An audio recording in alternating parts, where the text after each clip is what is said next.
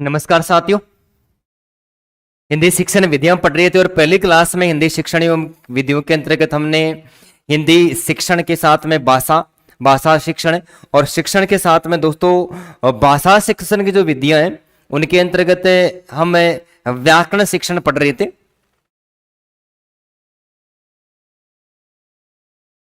व्याकरण शिक्षण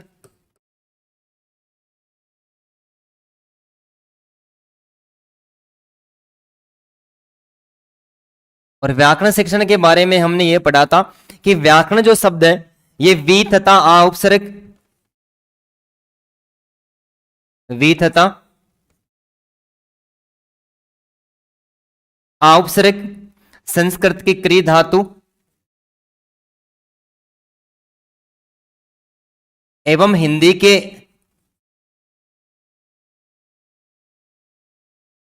अन प्रत्यय के योग से बना है और जिसका शाब्दिक अर्थ होता विश्लेषण करना।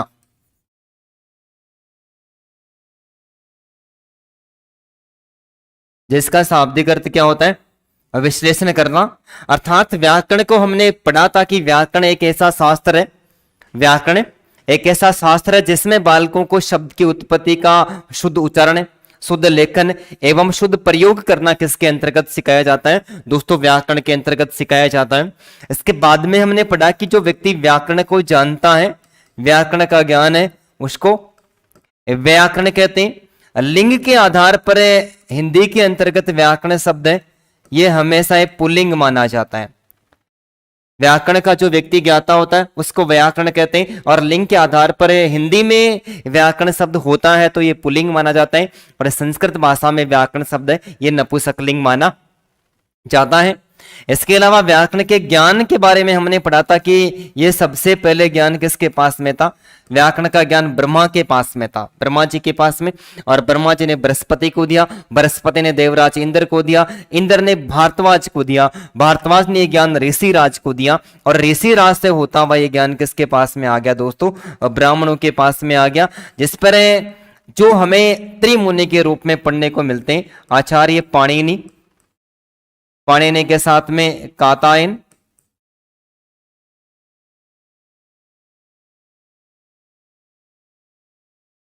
और कात्यायन के साथ में दोस्तों महर्षि पतंजलि। ठीक है महर्षि पतंजलि ये त्रिमुनि माने जाते हैं। महर्षि पाणिनि ने जो रचना रची थी दोस्तों अष्टाध्यायी और अष्टाध्यायी रचना के अंतर्गत हमें क्या पढ़ने को मिलते हैं सूत्र।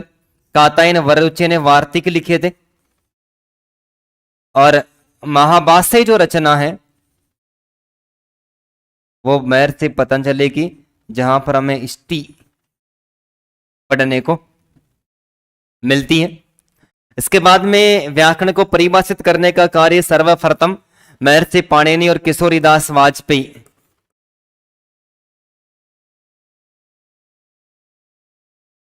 किशोरीदास वाजपेयी व महर्षि पाणिनि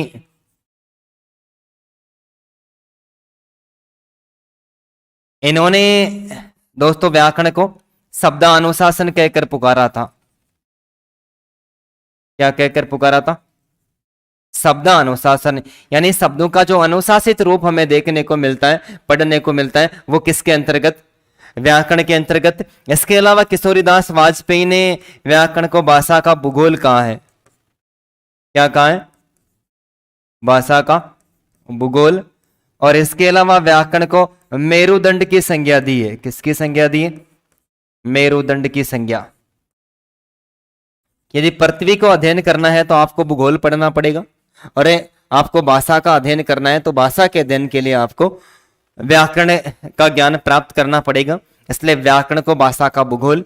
इसके अलावा मेरुदंड मेरुदंड दोस्तों रीढ़ की हड्डी होती है और स्वीकार किया गया कि एक व्यक्ति के शरीर में रीढ़ की हड्डी का कितना महत्वपूर्ण योगदान होता है उसको सीधा खड़ा करने में योगदान रहता है तो भाषा को सीखने में भी इसका महत्वपूर्ण योगदान होता है। इसके साथ में एक विदेशी विचारक जिसका नाम डॉक्टर स्विट महोदय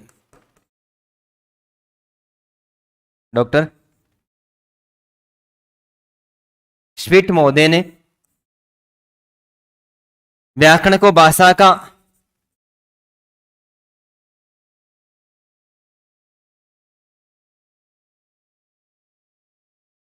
व्यवहारिक विश्लेषण कहकर पुकारा है।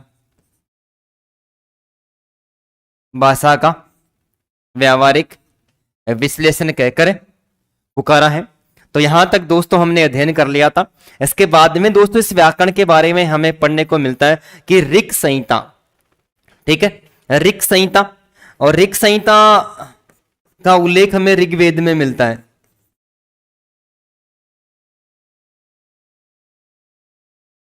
ऋक् संहिता, ऋक् संहिता का जो उल्लेख है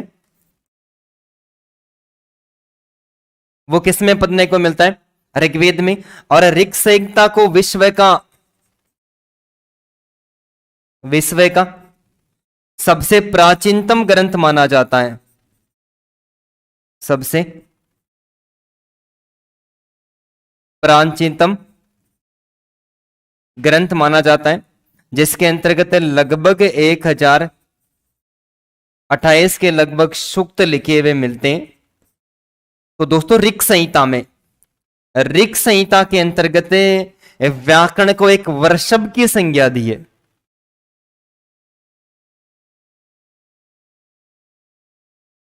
ऋक् संहिता के अंतर्गत व्याकरण को किसकी संज्ञा दी है? वृषभ। दोस्तों वृषभ किसको कहते हैं? बेल को कहते हैं। वृषभ की संज्ञा दी गई जिसके 4 सींग, जिसके 4 सींग स्वीकार किए। क्या?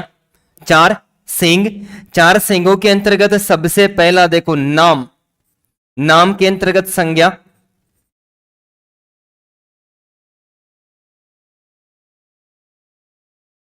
सर्वनाम,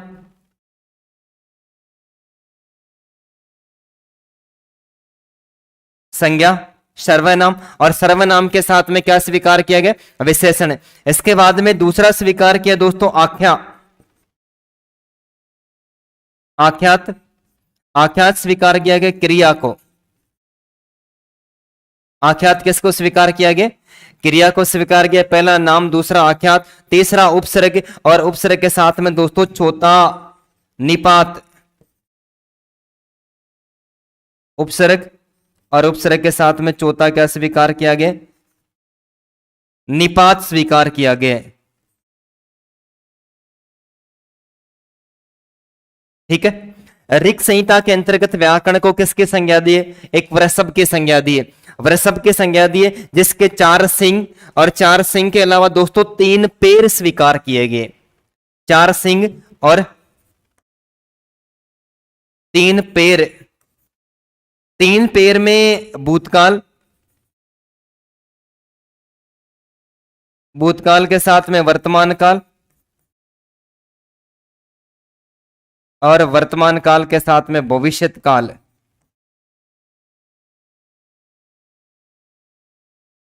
भूतकाल, वर्तमान काल और भविष्यत काल।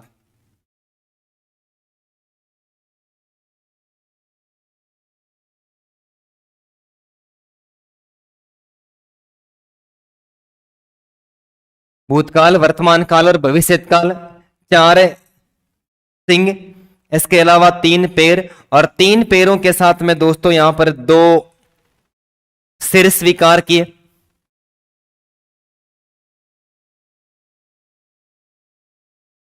2 सिर। 2 सिरों के अंतर्गत दोस्तों 2 परतें स्वीकार किए गए।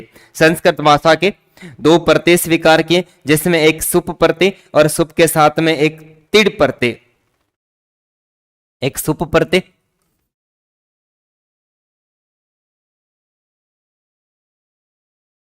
और सुप के साथ में एक ती परते।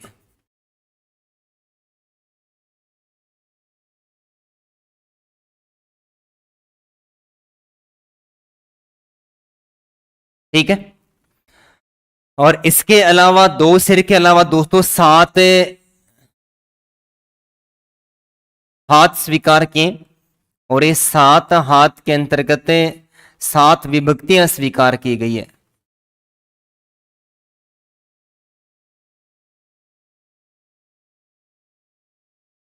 क्या स्वीकार की गई? 7 विभक्तियां स्वीकार किए तो 4 सींग मानेंगे, 3 पैर मानेंगे, 2 सिर मानेंगे और 2 सिर के साथ में दोस्तों 7 हाथ मानेंगे, सातों विभक्तियां। और सातों विभक्तियों के साथ में इसको 3 जगह से बांधा गया है। कितनी जगह से बांधा गया है? 3 जगह से।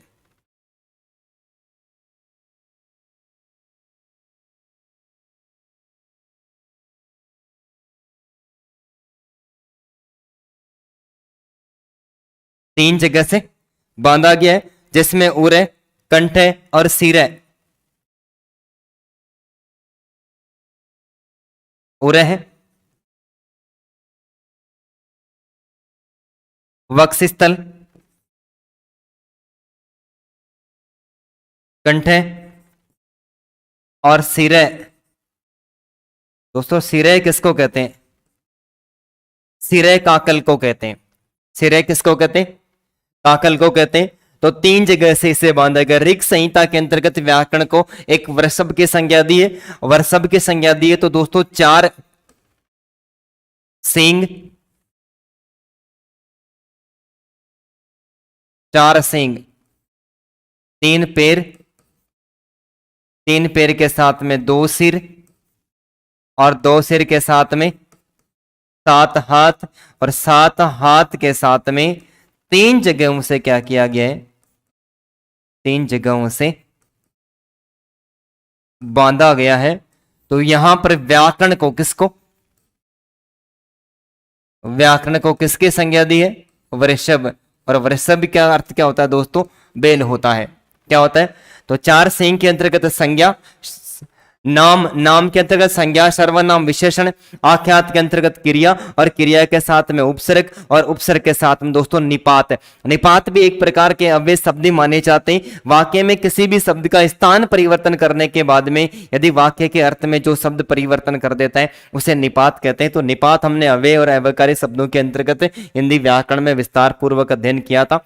2 सिर, सुप और ती प्रति, 2 सिर, 7 हाथ और 7 हाथों के अलावा दोस्तों इसको कितनी जगह से बांधा गया? इसको 3 जगह से बांधा गया।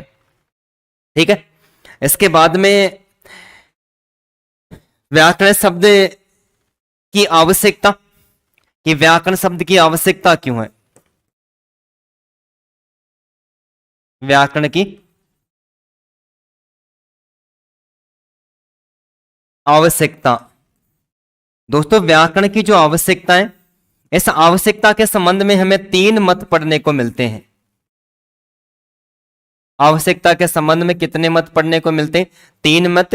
और 3 के अंतर्गत सबसे पहला में पढ़ने को मिलता है व्याकरण अतिरेक का सिद्धांत। पहला सिद्धांत पढ़ने को मिलता है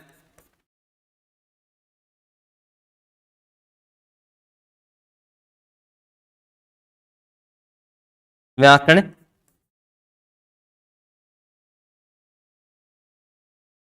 अतिरेक का सिद्धांत। दोस्तों दूसरा हमें पढ़ने को मिलता है अव्याकृति सिद्धांत। अव्याकृति,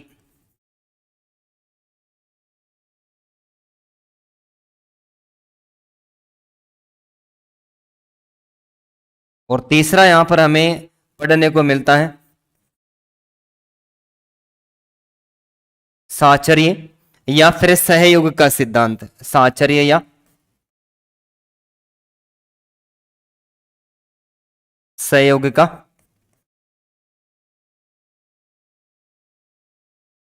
सिद्धांत। व्याकरण की आवश्यकता के संबंध में कितने मत प्राप्त होते हैं? 3 मत प्राप्त होते हैं और अलग अलग हमें 3 मत पढ़ने को मिलते हैं। व्याकरण अतिरेक का सिद्धांत, अव्याकृति का सिद्धांत और साचर्य और सहयोग का सिद्धांत। जिसके अंतर्गत दोस्तों सबसे पहले व्याकरण अतिरेक का सिद्धांत है, ये व्याकरण की आवश्यकता को मानता है। ये क्या करता है? व्याकरण की आवश्यकता को मानता है। तो इस मत के समर्थक औपचारिक शिक्षा पर बल देते हैं। इस मत के जो समर्थक हैं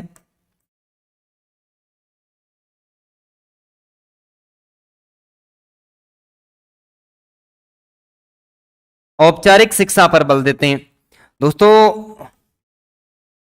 व्यवहारिक दृष्टि से शिक्षण 3 प्रकार का होता है। व्यवहारिक दृष्टि से शिक्षण तीन प्रकार का होता है, जिसमें एक औपचारिक शिक्षा, एक अनौपचारिक शिक्षा और तीसरी निरौपचारिक शिक्षा। जो विद्यालय में शिक्षा दी जाती है वो औपचारिक होती है, परिवार के माध्यम से जो शिक्षा प्राप्त होती है वो अनौपचारिक होती है, और पत्राचार के माध्यम से जो शिक्षा ग्रहण की जाती है वो निरौपचारिक होती है। तो व्यवहार की दृष्टि से, व्यवहार के उद्देश्यों की दृष्टि से शिक्षा के तीन प्रकार माने जाते हैं, औपचारिक, अनौपचारिक और निरौपचारिक। विद्यालय में जो शिक्षा दी जाती है औपचारिक शिक्षा, परिवार पहली पाठशाला होती है, माताएं आदर्श अध्यापिकाएं होती हैं, उनके द्वारा दी जाने वाली शिक्षा सर्वश्रेष्ठ और प्रभावशाली होती है, वो अनौपचारिक होती है। पत्राचार के माध्यम से जैसे विद्यालय तक नहीं पहुंच पाते, किसी कारणवश से विद्यालय की पढ़ाई बीच में छूट जाती है, फिर कोई गृहिणी है और वो रेगुलर विद्यालय नहीं जा पाती, तो राजस्थान के अंतर्गत ओपन यूनिवर्सिटी कोटा, वर्धमान महावीर खुला विश्वविद्यालय, जहां पर पत्राचार के माध्यम से शिक्षा दी जाती है। तो व्याकरण अतिरेक सिद्धांत के समर्थक औपचारिक शिक्षा पर बल देते हैं और ये कहते हैं कि व्याकरण बालक का मानसिक विकास करती है। व्याकरण क्या करती है? व्याकरण व्याकरण शिक्षण से मानसिक अनुशासन प्राप्त होता है। औपचारिक शिक्षा पर बल देते हैं और कहते हैं कि व्याकरण शिक्षण से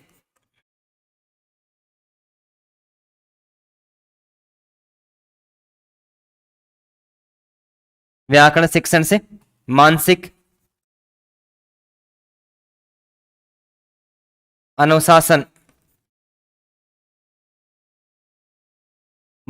अनुशासन प्राप्त होता है।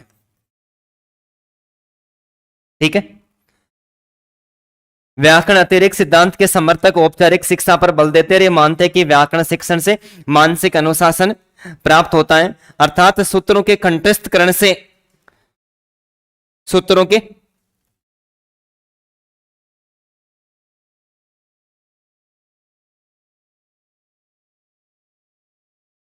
सूत्रों के कंठस्थीकरण से स्मरण शक्ति,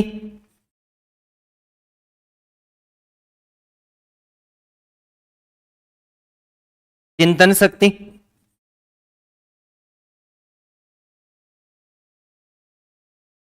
और चिंतन के साथ में निरीक्षण शक्ति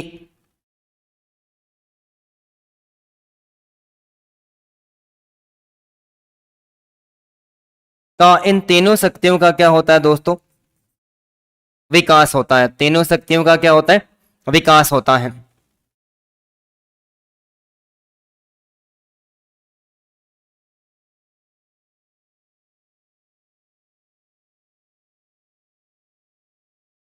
तीनों शक्तियों का क्या होता है? विकास होता है। कि सूत्रों के, व्याकरण के अंतर्गत व्याकरण के सूत्र और नियम होते हैं, और उन नियमों से याद करने पर, कंठस्थीकरण एकदम से कंठस्थ याद करने के लिए स्मरण शक्ति का, चिंतन शक्ति का, और इसके साथ में कौन सी शक्ति का दोस्तों? निरीक्षण शक्ति का क्या होता है? विकास होता है। और व्याकरण से यदि व्याकरण का ज्ञान बालक को प्राप्त होता है तो व्याकरण ज्ञान से, व्याकरण ज्ञान से भाषा पर अधिकार हो जाता है।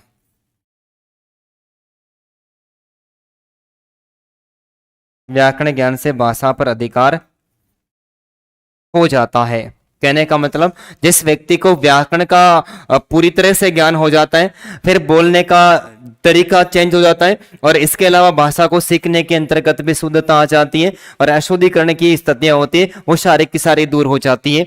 तो व्यतिरेक, व्याकरण अतिरेक का सिद्धांत के समर्थक यहाँ पर चार बातें स्वीकार करते हैं। औपचारिक शिक्षा पर बल देते हैं, व्याकरण शिक्षण से मानसिक अनुशासन प्राप्त होता है, इस बात को स्वीकार करते हैं, और सूत्रों के कंठस्थकरण करने से स्मरण शक्ति, चिंतन शक्ति और निरीक्षण की शक्ति का विकास होता है, इस बात को स्वीकार करते हैं। और इंपॉर्टेंट बात दोस्तों स्वीकार करते हैं कि व्याकरण का ज्ञान होने से व्यक्ति के, बालक की भाषा पर क्या हो जाता है? अधिकार हो जाता है। इसके विपरीत जो अव्याकृति सिद्धांत है दोस्तों, अव्याकृति सिद्धांत के विचारक इस बात को स्वीकार नहीं करते हैं। वो कहते हैं कि भाषा सीखने के लिए व्याकरण की कतई आवश्यकता नहीं होती है। देखो, चर्चा करते हैं इसके बारे में। अव्याकृति सिद्धांत,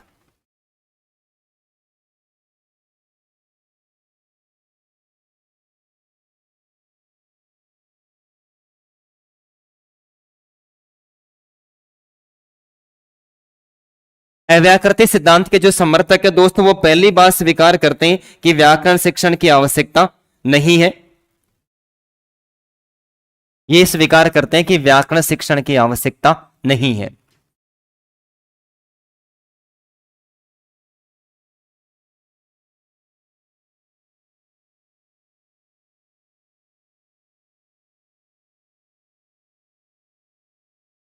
व्याकरण शिक्षण की आवश्यकता नहीं मानते। ये कहते हैं कि व्याकरण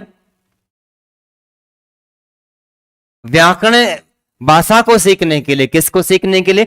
भाषा को सीखने के लिए व्याकरण शिक्षण की बिल्कुल भी आवश्यकता नहीं है। अर्थात मौखिक विधि से या फिर संरचनात्मक उपागम से पढ़ाए जाने पर ये स्वीकार करते हैं कि मौखिक विधि से,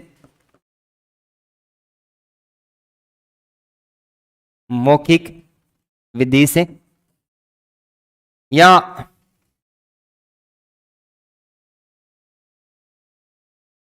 संरचनात्मक उपागम विधि से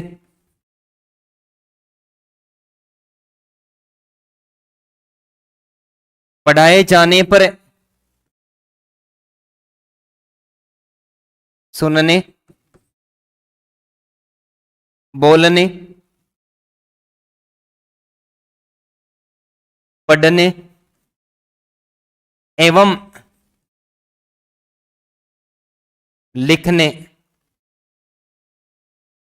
लिखने से भाषा का विकास हो जाता है। भाषा का विकास हो जाता है।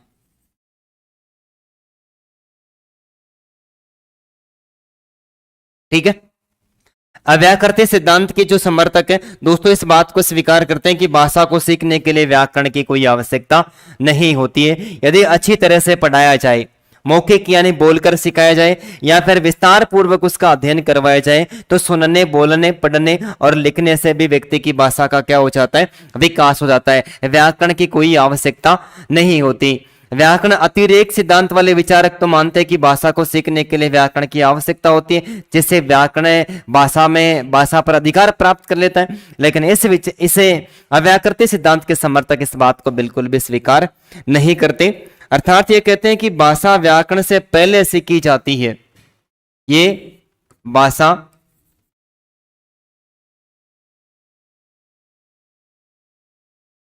व्याकरण से पहले सीखी जाती है। भाषा व्याकरण से पहले सीखी जाती है। अतः बालक अनुकरण के द्वारा, किसके द्वारा? अनुकरण के द्वारा भाषा सीख लेता है। अनुकरण के द्वारा भाषा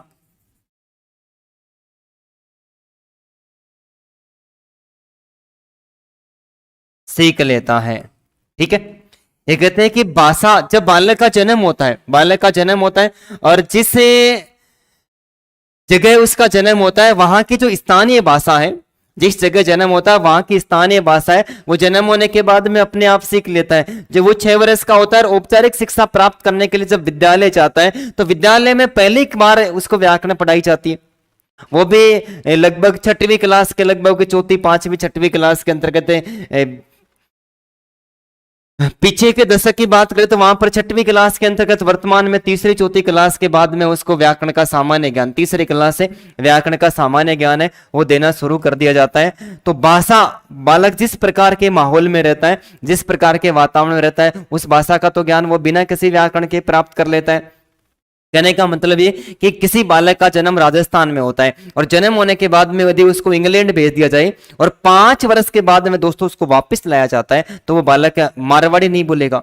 जन्म कहाँ है? राजस्थान में। पालन पोषण वातावरण किस में रहा है? वो दूसरे वातावरण में रहा है, तो वहां की चाल चलन और भाषा को वो ग्रहण कर लेगा। लेकिन यदि उसी टाइम एक इंग्लैंड में बच्चे का जन्म होता है और यदि उसको राजस्थान के अंतर्गत भेज दिया जाता है, तो दोस्तों वो 5 वर्ष का होने के बाद में यदि भाषा बोलेगा तो वो अंग्रेजी नहीं बोलेगा, वो क्या बोलेगा, वो राजस्थानी बोलेगा। तो ये सही कह रहे हैं कि भाषा व्याकरण से पहले सीखी जाती है, इसलिए भाषा को सीखने के लिए व्याकरण की कोई आवश्यकता नहीं है।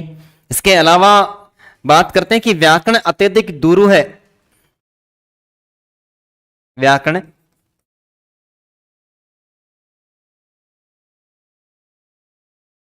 अत्यधिक दुरू है। दोस्तों दुरूह का अर्थ होता है कठिन। व्याकरण अत्यधिक दुरू है। इसके अलावा शुष्क,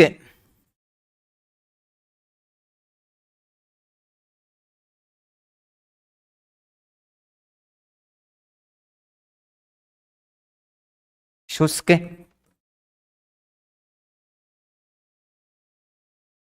एवं नीरस विषय माना जाता है। अव्याकृतिक सिद्धांत के समर्थक मानते हैं कि व्याकरण कठिन होता है, व्याकरण सीखना कठिन है, ये शुष्क विषय, और इसमें रस नाम की भी कोई चीज नहीं, सूत्र दिए होते और सूत्रों को सीधे सीधे रटने का ही काम किया जाता है। तो इतने सारे सूत्र है, वो रटने में क्या होती है, कठिनाई प्राप्त होती है, सूत्रों को रटा नहीं जा सकता। अर्थात छात्र जब आरंभ में व्याकरण के नियमों को कंठस्थ करता है तो वो कठिनाई का अनुभव करता है। क्या करता है, कठिनाई का अनुभव करता है और भाषा अध्ययन के प्रति निरुत्साहित हो जाता है। स्वीकार करते हैं कि बालक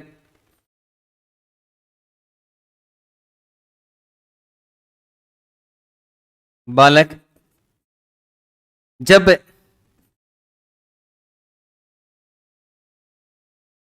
प्रारंभ में व्याकरण के नियमों का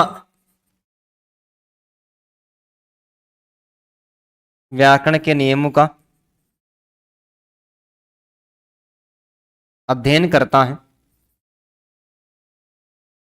व्याकरण के नियमों का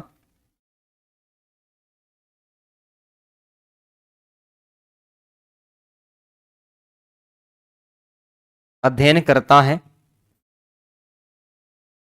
तो वह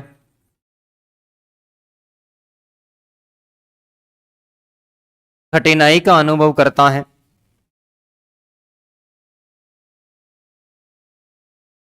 कठिनाई का अनुभव करता है, वह कठिनाई का अनुभव करता है और भाषा अध्ययन के प्रति निरुत्साहित हो जाता है, और भाषा अध्ययन के प्रति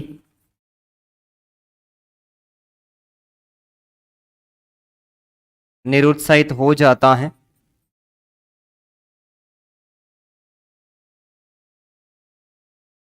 अतः अतः व्याकरण शिक्षण आवश्यक नहीं है, व्याकरण शिक्षण आवश्यक नहीं है, व्याकरण शिक्षण बिल्कुल भी आवश्यक नहीं है। तो व्याकरण अतिरेक के समर्थक तो मानते हैं कि श्रवण शक्ति का विकास होता है, कल्पना शक्ति का विकास होता है, निरीक्षण की शक्ति का विकास होता है, इसलिए व्याकरण आवश्यक है। लेकिन अव्याकृति सिद्धांत के जितने भी विचारक है दोस्तों, वो ये स्वीकार करते हैं कि व्याकरण बहुत ही कठिन विषय है और इससे भाषा नहीं सीखी जाती है, क्योंकि भाषा तो बालक व्याकरण को सीखने से पहले ही प्राप्त कर लेता है। सुनने से, बोलने से, पढ़ने से और लिखने से बालक में भाषा का विकास हो जाता है, इसलिए व्याकरण का ज्ञान है वो बिल्कुल भी आवश्यक नहीं है। तो इसको उतारिए, के बाद में पढ़ते हैं सहयोग का सिद्धांत।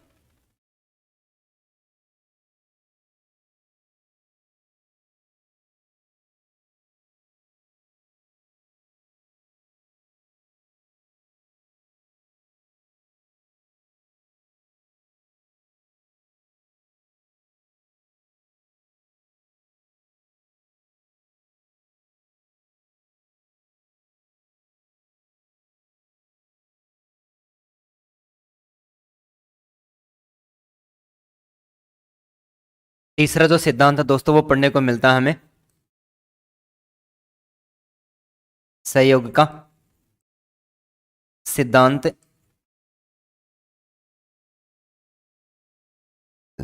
सहयोग का सिद्धांत और सएको सिद्धांत को मानने वाले जो समर्थक है दोस्तों, वे दोनों ही बातों का समर्थन करते हैं।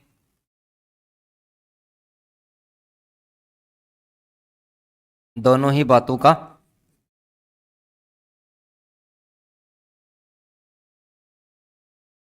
समर्थन करते हैं। दोनों बातें कौन सी दोस्तों? दोनों के अंतर्गत व्याकरण अतिरेक का सिद्धांत और अव्याकृति का सिद्धांत, दोनों ही बातों का समर्थन करते हैं। और दोनों बातों का समर्थन करते हैं तो इस बात पर बल देते हैं कि व्याकरण का ज्ञान है वो पूरी तरह से आवश्यक माना जाता है। व्याकरण का ज्ञान आवश्यक है, व्याकरण का ज्ञान प्रदान करना आवश्यक है, किंतु इसका शिक्षण रुचिकर होना चाहिए। यह स्वीकार करते हैं कि व्याकरण का ज्ञान, व्याकरण का ज्ञान प्रदान करना आवश्यक है, व्याकरण का ज्ञान प्रदान करना आवश्यक है, परंतु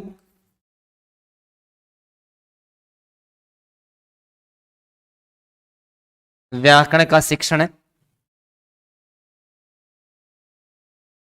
रुचिकर होना चाहिए। व्याकरण का शिक्षण कैसा होना चाहिए? रुचिकर होना चाहिए। पहली बात पर ये दोनों सिद्धांतों का समर्थन करते हैं, दोनों सिद्धांतों का समर्थन कर रहे हैं कि बालक को भाषा को सीखने के लिए, बालक को भाषा को सीखने के लिए व्याकरण का ज्ञान आवश्यक तो है, लेकिन उसका शिक्षण नीरस दूर है और कठिन नहीं होना चाहिए। नीरस दूर है और कठिन नहीं होना चाहिए। उसका शिक्षण कैसा होना चाहिए दोस्तों? उसका शिक्षण रुचिकर होना चाहिए। इसके अलावा स्वीकार करते हैं कि नियमों की रटने की अपेक्षा, नियमों को रटने की अपेक्षा, नियमों को रटने की अपेक्षा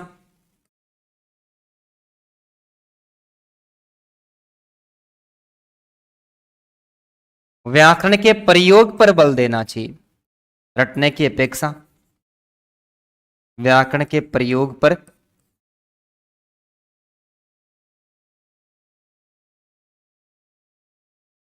रटने की अपेक्षा व्याकरण के प्रयोग पर बल देना चाहिए। व्यतिरेक सिद्धांत, व्याकरण अतिरेक सिद्धांत स्वीकार करता है कि कंठस्थीकरण करना चाहिए, नियमों को कंठस्थ करना चाहिए, जिससे समरण शक्ति, चिंतन शक्ति और निरीक्षण शक्ति का विकास होता है। तो ये सहयोग का सिद्धांत कहता है कि रटने की अपेक्षा, रटने पर बिल्कुल भी बल नहीं देना चाहिए, कंठस्थीकरण की आवश्यकता नहीं है। व्याकरण का प्रयोग कैसे और कहाँ किया जाता है इस बात पर विशेष बल देना चाहिए, और प्रयोग के बाद में नियमों का ज्ञान प्रदान करवाना चाहिए। प्रयोग कर लेता है, इस प्रयोग के बाद, प्रयोग के बाद नियमों का ज्ञान करवाना चाहिए। अब ज्ञान बाद में करवाया जा रहा है, पहले उदाहरण बताए जा रहे हैं, उसके बाद में नियम। तो दोस्तों ये सिद्धांत यहाँ पर आगमन विधि के द्वारा शिक्षण कार्य करवाने का भी समर्थन करता है। किसका? आगमन विधि के द्वारा। तो यहाँ पर व्याकरण की आवश्यकता के संबंध में दोस्तों तीन मत पढ़ने को मिलते हैं: व्याकरण अतिरेक सिद्धांत, अव्याकृति सिद्धांत और अव्याकृति के साथ में सहयोग का सिद्धांत है। तो सहयोग का सिद्धांत तो दोनों स्थितियों का वर्णन करता है, दोनों का समर्थन करता है कि रटवाने पर बल नहीं दिया जाना चाहिए, प्रयोग पर बल दिया जाता है। बालक जब प्रयोग करना सीख जाता है तो उसके बाद में उसको नियम सिखा देना चाहिए। व्याकरण अतिरेक का सिद्धांत है कि समर्थक सीधा समर्थन करते हैं कि भाषा को सीखने के लिए व्याकरण का ज्ञान है वो परम आवश्यक है, औपचारिक शिक्षण के अंतर्गत वो आता है, और बालक का मानसिक जो अनुशासन है वो उसके अंतर्गत देखने को मिलता है। जबकि अव्याकृति सिद्धांत के जितने भी समर्थक हैं वो इस बात को स्वीकार नहीं करते हैं कि व्याकरण जो विषय वो कठिन विषय, दुर्लभ विषय, और उसका जो ज्ञान होता है वो नीरस होता है, और बालक को कंठस्थीकरण करने में बाधा उत्पन्न होती, तो व्याकरण भाषा सीखने के लिए बिल्कुल भी आवश्यक नहीं है। इसके बाद में पढ़ते हैं व्याकरण की विशिष्टता। यहां से ये लाइन दोस्तों वेरी इंपॉर्टेंट है। तो बालकों के भाषा के नियमों का ज्ञान करवाना, व्याकरण की विशिष्टता, व्याकरण की विशिष्टता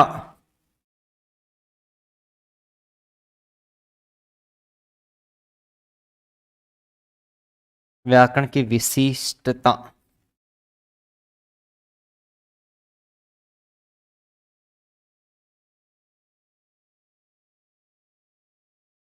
व्याकरण की विशेषता। और व्याकरण से संबंधित दोस्तों ये लाइन वेरी वेरी इंपॉर्टेंट है। बालकों को भाषा के नियमों का ज्ञान करवाना। बालकों को भाषा के नियमों का ज्ञान करवाना। बालकों को भाषा के नियमों का ज्ञान करवाना। व्याकरण शिक्षण की विशिष्टता मानी जाती है। व्याकरण शिक्षण की विशिष्टता मानी जाती है।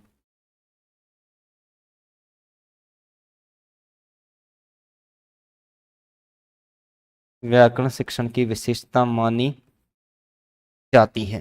बालकों को भाषा के नियमों का ज्ञान करवाना व्याकरण शिक्षण की क्या मानी जाती है? विशिष्टता मानी जाती है। दोस्तों इस पर डबल स्टार लगा ले एग्जाम की दृष्टि से, वेरी इंपॉर्टेंट है। इसके बाद में पढ़ते हैं व्याकरण के उद्देश्य।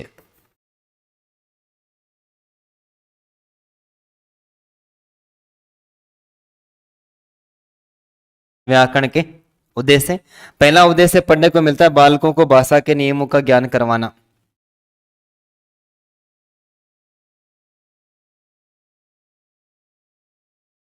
बालकों को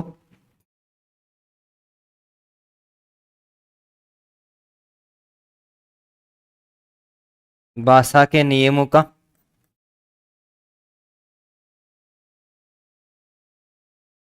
ज्ञान करवाना। बालकों के बालकों को भाषा के नियमों का ज्ञान करवाना दोस्तों व्याकरण का क्या माना जाता है? व्याकरण का उद्देश्य माना जाता है। बालकों को शब्दों एवं वाक्य रचना का ज्ञान करवाना। दूसरा उद्देश्य बालकों को शब्दों एवं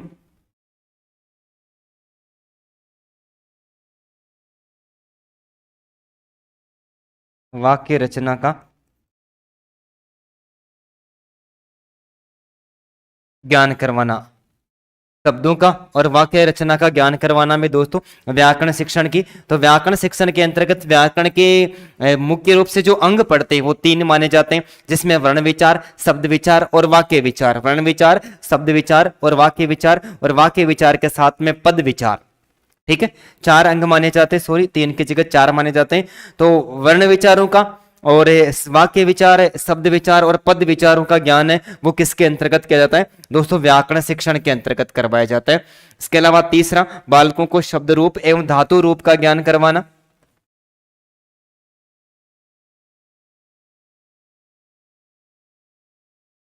बालकों को शब्द रूप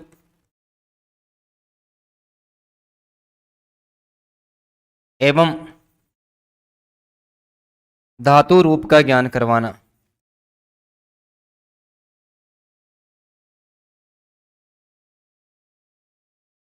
बालकों को शब्द रूप और धातु रूप का, संस्कृत भाषा का व्यक्ति कोई बालक ज्ञान प्राप्त करना चाहता है तो उसके लिए शब्द रूप और धातु रूप का ज्ञान परम आवश्यक है। तो बालकों को शब्द रूप और धातु रूप का ज्ञान करवाना। बालकों में तर्क, चिंतन और निरीक्षण शक्ति का विकास करना।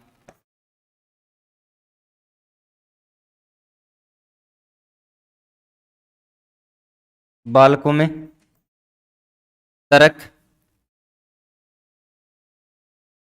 चिंतन एवं निरीक्षण शक्ति का विकास करना।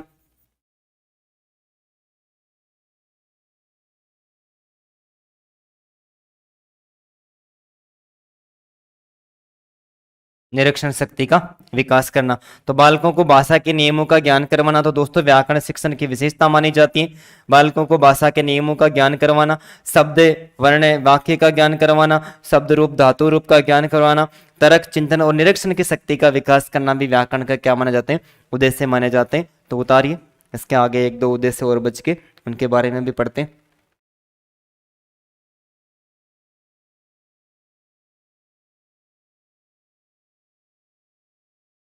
पांचवा,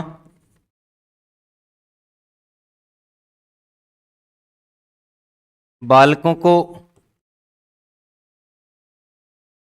शुद्ध वाचन, शुद्ध पठन, शुद्ध वाचन, शुद्ध पठन एवं शुद्ध लेखन का ज्ञान करवाना।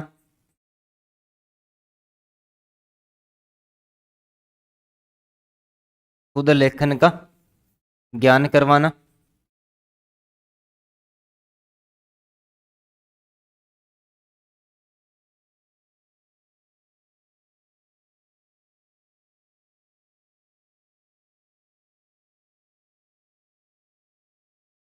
इसके अलावा बालकों के शब्दकोश में वृद्धि करना।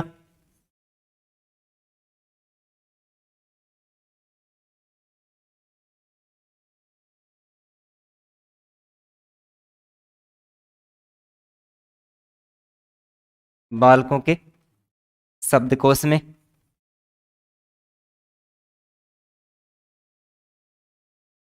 वृद्धि करना। बालकों के शब्दकोश में वृद्धि करना भी व्याकरण का उद्देश्य माना जाता है। और इसके अलावा बालकों में भाषा के 4 मूलभूत कौशलों का विकास करना। बालकों में भाषा के 4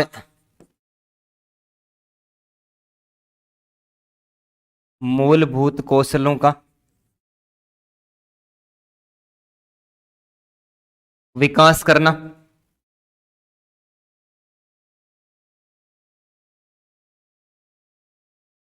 और 4 मूलभूत कौशल दोस्तों एक सूत्र के माध्यम से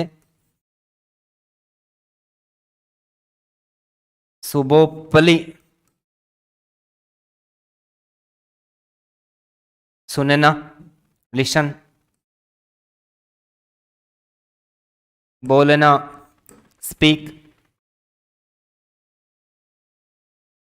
पढ़ना, रीड, और रिटन, सुनना, बोलना, पढ़ना और लिखना। इन 4 भूत कौशलों का ज्ञान भी किसके द्वारा किया जाता है?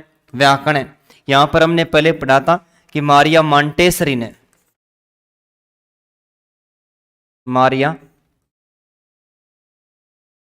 मॉन्टेसरी ने यहां पर कर्म इनका पढ़ना और लिखना का थोड़ा सा चेंज कर दिया था।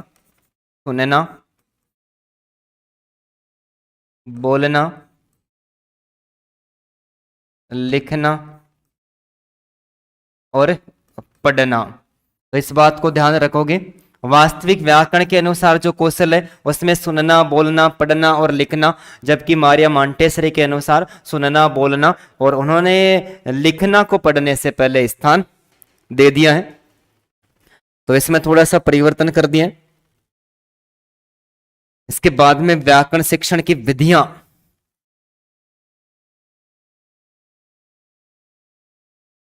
दोस्तों व्याकरण शिक्षण की विधियां जिनका हम एक एक का विस्तार पूर्वक अध्ययन करेंगे। सबसे पहले प्राचीन विधियां।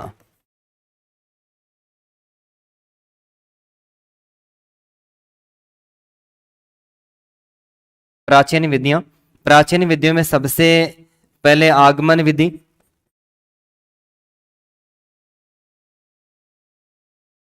निगमन विधि,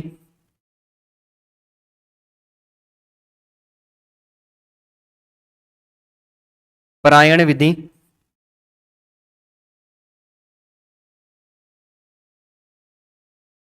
विश्लेषण विधि,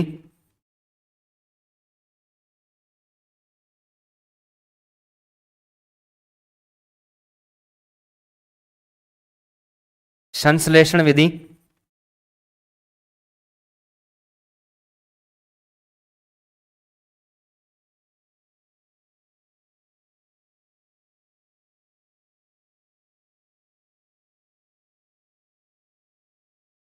संश्लेषण विधि। संश्लेषण के साथ में सूत्र या कंठस्थीकरण विधि,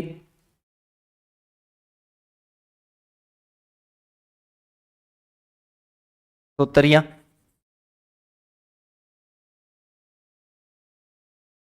कंठस्थीकरण विधि, भाषा संसर्ग विधि,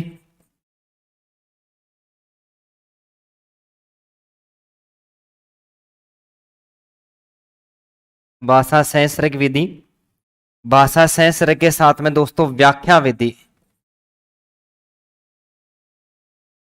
भाषा संसर्ग के साथ में कौन सी विधि, व्याख्या विधि, और व्याख्या के साथ में जो अन्वय व्यतिरेक विधि और अर्थ बोधन विधि या वाद विवाद विधि, अन्वय विधि,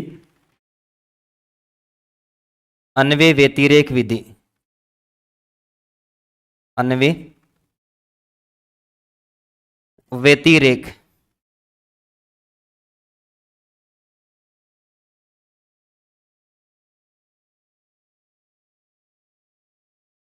अन्वय व्यतिरेक विधि या अर्थबोधन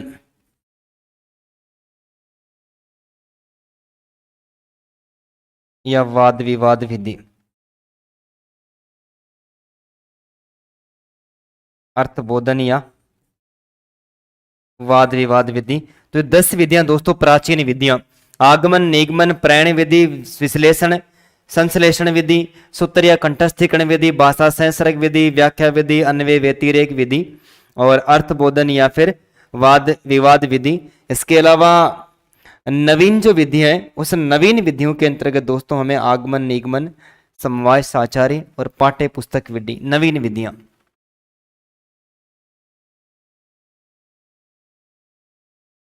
नवीन विधियां, और नवीन विधियों में आगमन, निगमन विधि,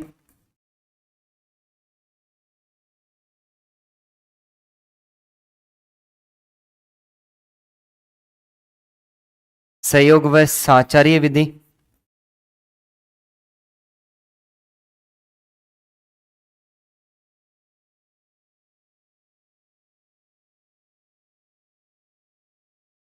और तीसरी पाठ्य पुस्तक विधि।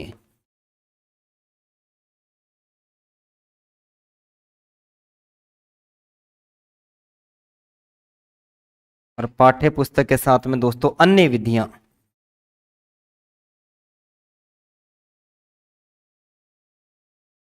जिसमें एक विधि पढ़ेंगे औपचारिक या सैनिक विधि।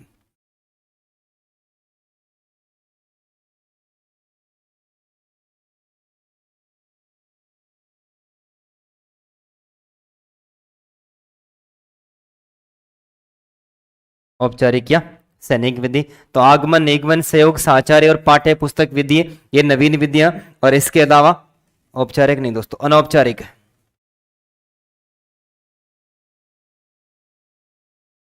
अनौपचारिक या सैनिक विधि।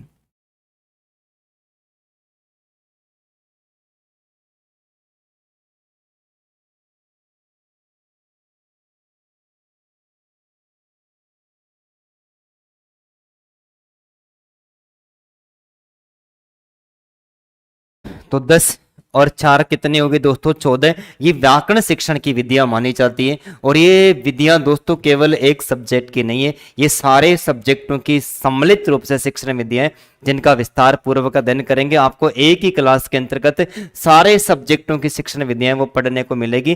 तो एक एक शिक्षण विधि का दोस्तों अध्ययन करते हैं नेक्स्ट क्लास में। इजाजत लेते हैं, धन्यवाद।